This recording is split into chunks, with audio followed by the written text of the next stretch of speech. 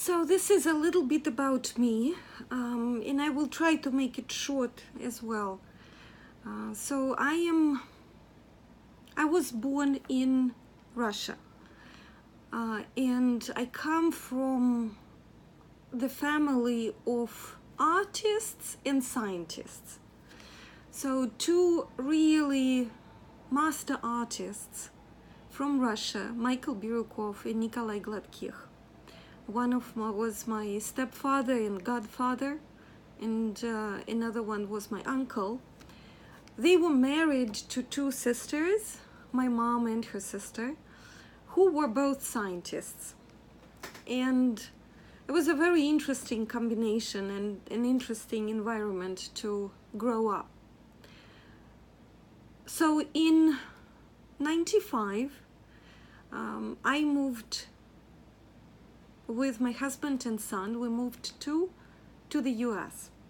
And I found myself, for some reason, because it's a new country, everything is new, and I kind of felt that whatever I had before, I had masters in education, was irrelevant. I have to somehow figure out everything from scratch.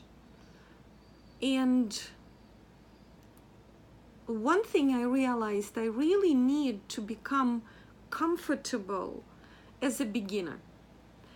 And I started drawing. I started drawing and painting for myself. I have to tell you that in my family, so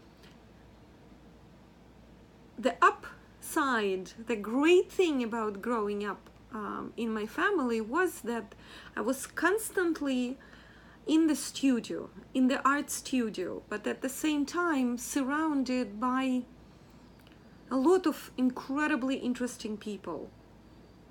And their discussions were fascinating. So it's a very rich educational environment. My upbringing was very grateful for it. The downside to that was that you kind of, back at that time, a child had to show some kind of talent. Some kind of is not even the word. I have to show a really strong talent very early. So I was not drawing at 6 years old. So no one, despite that I had an interest in art, no one was really trying to look at me and figure out, oh, she has some talent, we need to do something about it. I did not have that kind of support. It was more, you have to figure out whatever you are doing. And as my mom told me many times, like when I looked at you in high school, I just knew that, I don't know if you have anything special about you. I just knew you like to read. So I thought that, okay, so some kind of teacher would be probably a good profession for you. So I did not forget all these lessons from being at the studio, but there was no this kind of, emotional support when you're like, oh, you're so talented, I'm sure you can do this and this. I did not have it. And art was, and turned out throughout my life, as a hero. It came to my rescue in a big way many times. So as I said, 1995, we moved here, and I was figuring out like what to do with myself. We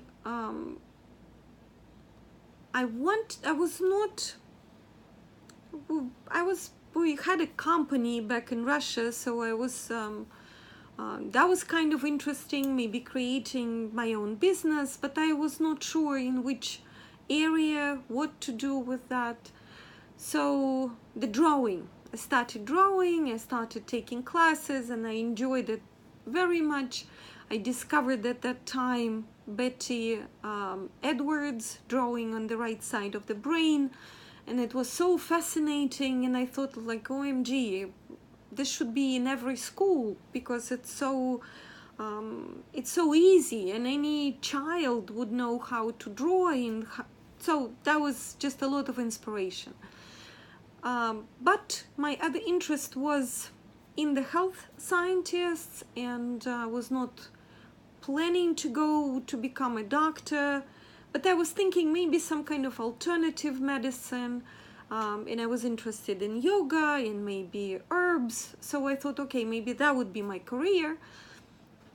I had my daughter at that time and went for master's education in this becoming an herbalist, nutritionist, and that was the business I was planning to create. But that did not happen. My daughter was diagnosed with auditory processing disorder, and it's when your brain, there are certain connections in the brain that are not strong. So, for example, retrieval of information is very difficult for people affected by that disorder, by that learning disability. They can hear, for example, the sound of a lawnmower, but they will not be able to retrieve the word, although they know the word.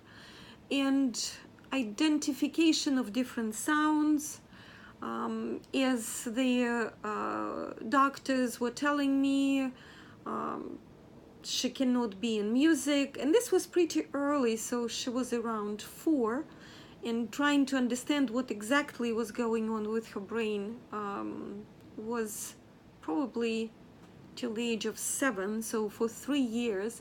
And at that time, for me it was clear that it's not the time when I have to think about my career. I have to figure out what to do for my child, that she has the life where there are no limitations like that. Because with my master's degree from education, and now I got master's from holistic approach, herbs and nutrition, I thought that surely there is some way where we can create. She's so young, so if something is affected in the brain, then what can be done to build these connections? And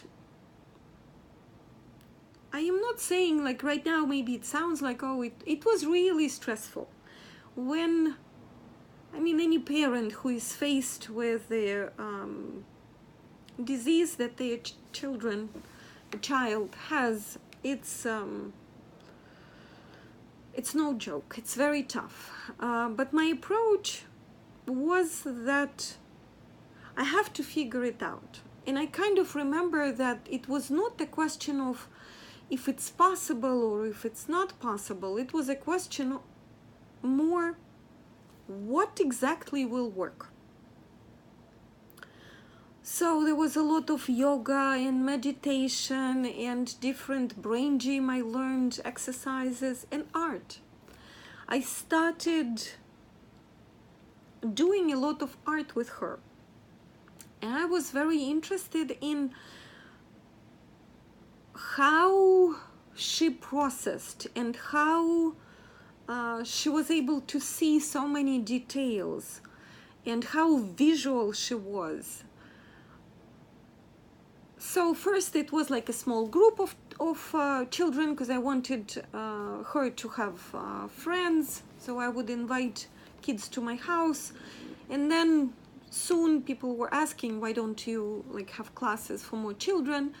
So I opened my own school, which was I named after my stepfather and godfather, Michael Burukov, one of the artists in my family. And this whole journey with art and music and how to open up the being to being healthy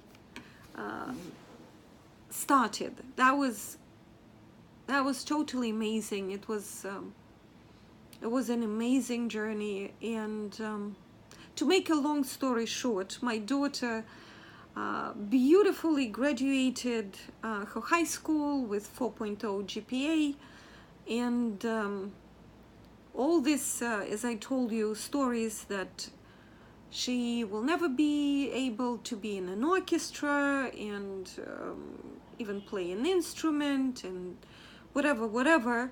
At the end of the day, she actually started writing music. She sings. She wrote a book. She's 19 right now.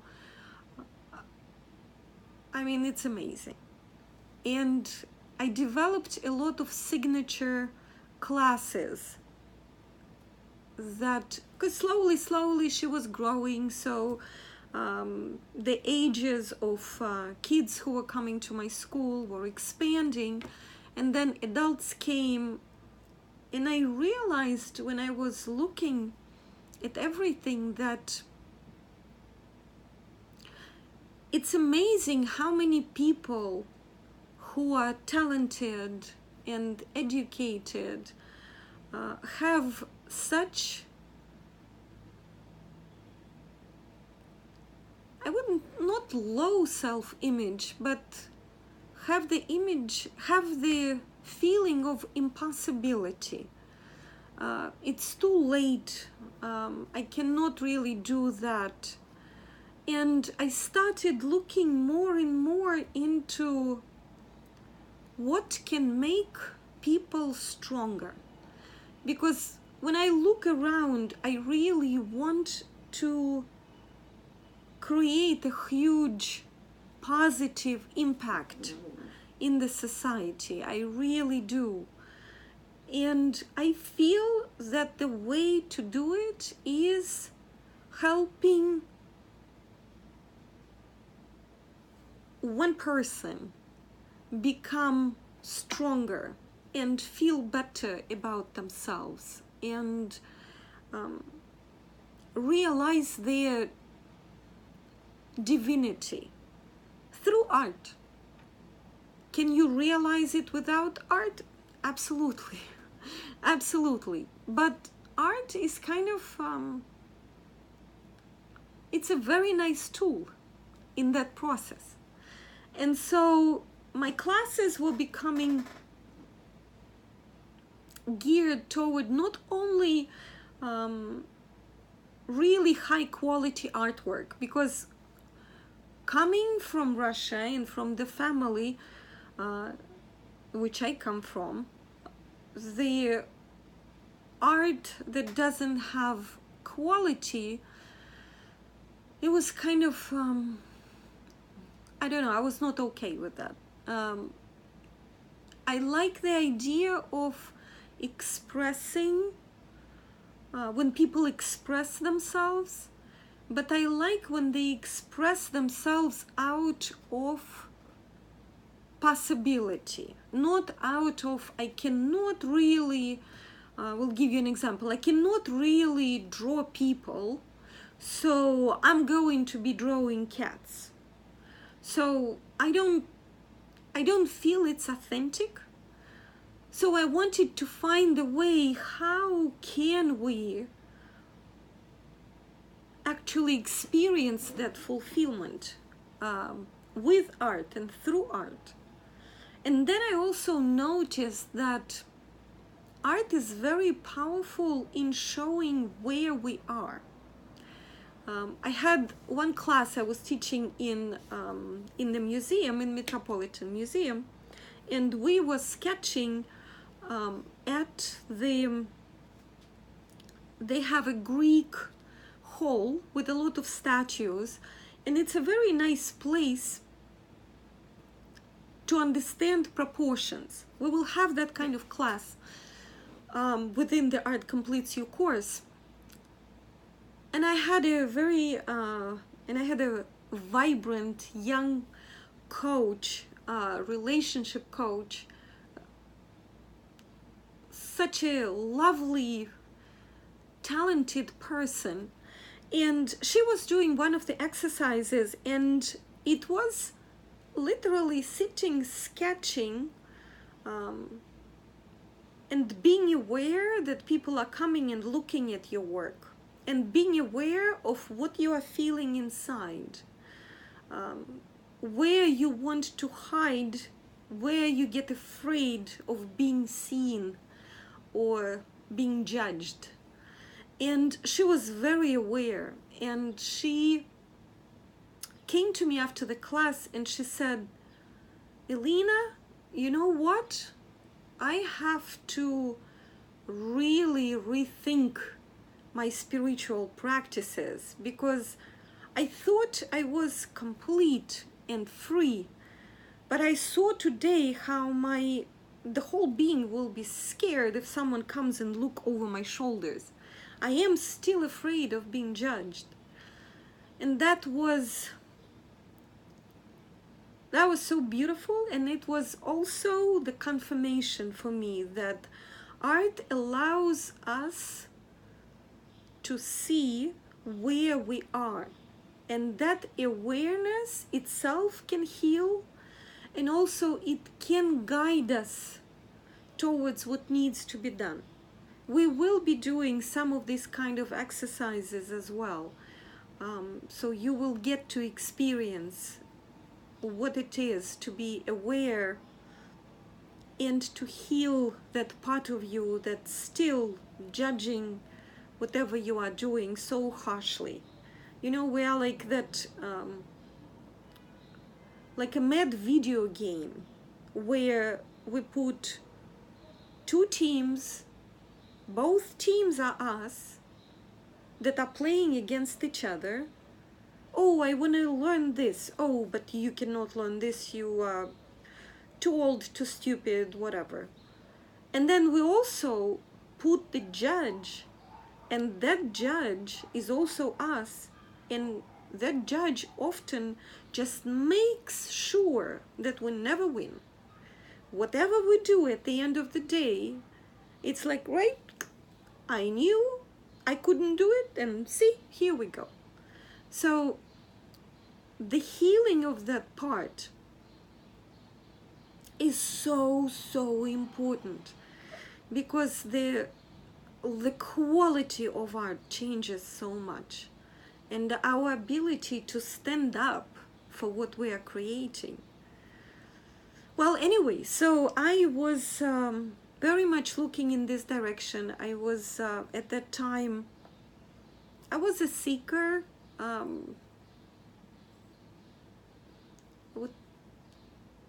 Around 22 years of age I was when I started seriously questioning different life concepts. And at that time that I'm describing right now, so it's 2007, so about 11 years ago, I was I already figured out that, okay, meditation is necessary, and I was going to the Buddhist monastery that was close to my house, where I was volunteering and also learning and meditating. And I found a lot of answers to my questions, but I was missing the bliss, the joy, the happiness, like that excitement for life. It was more, I was more like, okay, I have to figure out how to not to be born again, that kind of space. So at that time I went to a business seminar, and there was the person who was conducting meditation section, because for business people they often conduct meditation sessions to show how you can relax.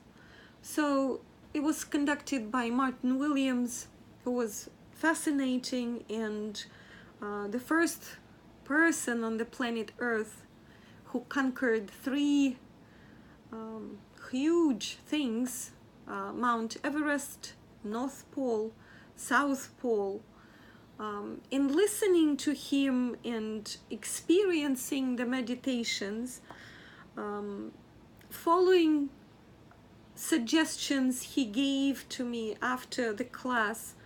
I mean that I think the next year I ended up in India, in Himalayas, and the rest was history, literally, because I did meet my master, my guru, Paramahamsa Nityananda, and since that time, the depth that I was seeking was combined with joy and bliss. And the more and more the knowledge started opening up for me. So I was so blessed. I became the Vedic art instructor. It's a very popular course in Europe. And I became the Science of Completion Acharya. And so finally this whole thing kind of merged together, because I realized that if we are complete, if we truly dropped the negative self-talk and we use ancient, powerful Vedic tradition as a guidance for art, that what we call intuitive knowledge just comes out. Because what I started seeing, the work of my students became immediately so much better, and things they were discovering about themselves were at a much deeper, much higher level. So this whole course, I packaged it and I started testing it probably 2013, maybe 2013. And eventually, last year, I wrote the book that has all the exercises. That's a textbook for this course. And the pen name I used for this course is Shraddha Nityananda. It's my spiritual name. For many reasons I used it, but the simplest one that you might, I want to share is Shraddha means authenticity. And authenticity in Vedic tradition is being at your highest possibility. So remember how I said if we really like people and would like to paint people, we should be doing that, not doing cats instead. That's what that name Shraddha symbolizes for me.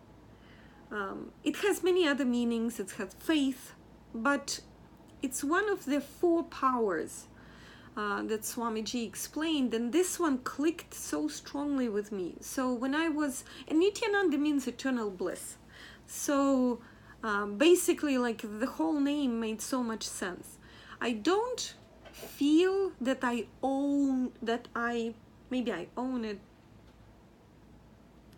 I don't feel that I am the author of what I'm sharing with you. I really feel I was just so blessed that that thing just came to me and I was able to recognize it.